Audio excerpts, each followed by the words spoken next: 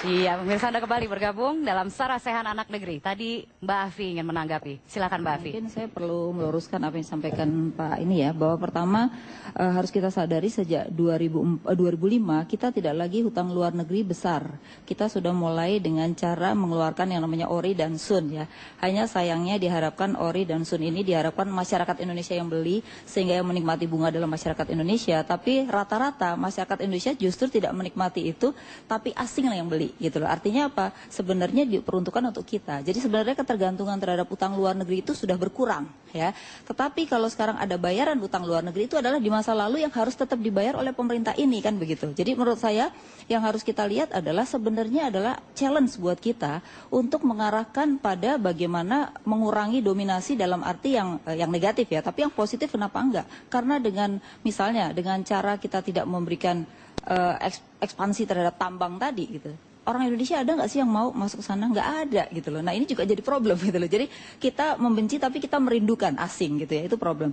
Yang kedua tadi juga saya mau melihatkan bahwa hutang terhadap PDB kita itu sekarang masih 30%. Sedangkan negara Eropa itu di atas 100. Artinya kita dalam kondisi aman. Jadi kalau saya dikatakan mau krisis saya rasa enggak ya. Justru kita harus menikmati krisis di Eropa itu challenge buat kita untuk menjadi maju. Jadi jangan ikut-ikut krisis gitu loh. Nah justru maksud saya kita tuh harus memberikan himbauan yang baik supaya krisis itu tidak terjadi di kita, hanya persoalan likuiditas.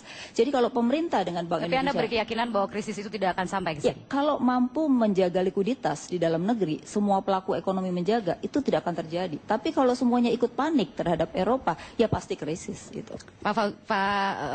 Silakan. Ya, tadi faktanya bahwa tadi sebenarnya diakui juga implisit bahwa utang kita memang meningkat tajam. Itu dulu satu, Bu Afiliani, betul ya?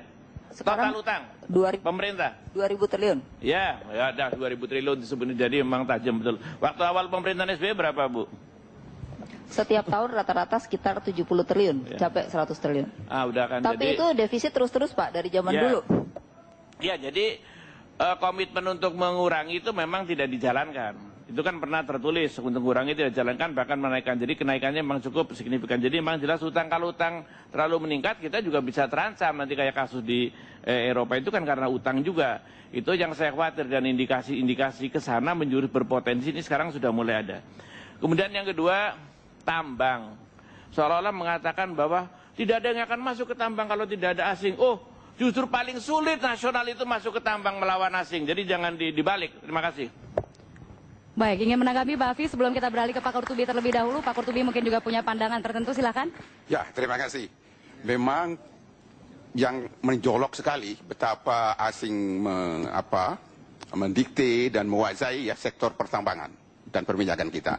Sebenarnya kalau kita balik ke sejarah, justru sektor migas itu pasca konferensi minyak bundar, sekalipun dalam keputusan KMB diputuskan semua aset perusahaan Belanda kembali kepada perusahaan Belanda, tapi khusus untuk aset migas tidak dikembalikan ke perusahaan-perusahaan minyak Belanda oleh para pejuang Republik, ya. Tidak dikembalikan ke BPM waktu itu. Di setiap provinsi penghasil minyak didirikan perusahaan-perusahaan minyak yang kemudian nanti itu berujung kepada lahirnya Permina sama Pertamin, Permigan, 3 perusahaan migas nasional. Di situ sudah ada program nasionalisasi, terutama di sektor hilir. Kilang-kilang yang dimiliki oleh Stenvek di Pelaju dinasionalisasi secara terhormat oleh bangsa ini dengan cara membeli, bayar kepada Stenvek, sehingga 100% dimiliki oleh negara dari hulu sampai hilir.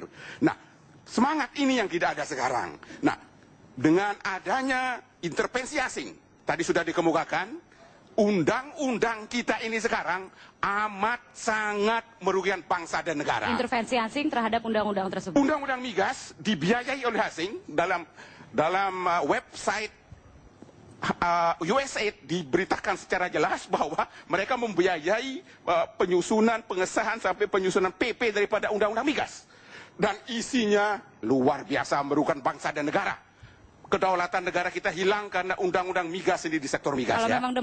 memang benar demikian, mengapa tidak dirubah saja Pak undang-undang? MK dulu sudah mencabut 4 pasal, termasuk beliau ini pemohonnya. Lalu sekarang sedang di judicial review oleh pengajunya PP Muhammadiyah dan banyak tokoh-tokoh nasional, karena jelas-jelas undang-undang migas ini menghilangkan kedaulatan negara. Kekayaan kita dikeruk habis-habisan ya dengan berpayung kepada undang-undang ini, kembali kepada apa yang dikemukakan oleh Pak Effendi Simbolon dan Pak Raden Pak Dede, solusinya adalah kembali kepada pasal 33 di mana minyak, gas atau kekayaan ada di perut bumi dikuasai negara, yang menurut pendapat saya tidak hanya dikuasai, termasuk dimiliki oleh negara. Kalau itu dimiliki oleh negara, kalau untuk menghilangkan perdebatan dimiliki apa tidak, mungkin ke depan pasal 33 ini disempurnakan, ditambah dengan satu kata saja, dikuasai dan dimiliki. Kalau itu kita sepakat, maka konsekuensinya adalah hanya pemiliknya yang boleh menambang, hanya negara yang boleh menambang. Negara dalam hal ini diwakili oleh badan usaha milik negara yang sengaja dibentuk untuk itu. Sebentar sedikit lagi. Nah, kalau negara yang hanya negara yang boleh menambang lalu diserahkan kepada BUMN-nya, kalau migas, batubara, BUMN batubara, maka proven reserve yang ditemukan, cadangan yang ada di perut bumi yang ditemukan itu langsung menjadi aset negara, dibukukan masuk neraca BUMN, Pak. Jadi katakanlah masuk neraca Pertamina untuk migas yang ada di perut bumi, Pertamina bisa 5-10 kali Petronas pada waktu singkat ya. Dan ada hikmah berikutnya, dalam hal nanti kita berkeinginan menasionalisasi perusahaan-perusahaan minyak dan tambang itu, kita bisa nasionalisasi secara terhormat.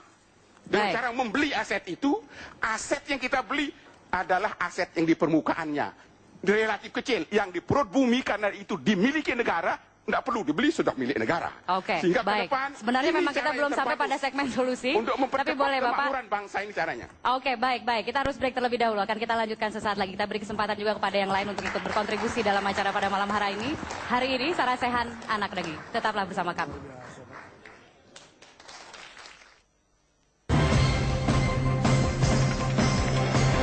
Lover.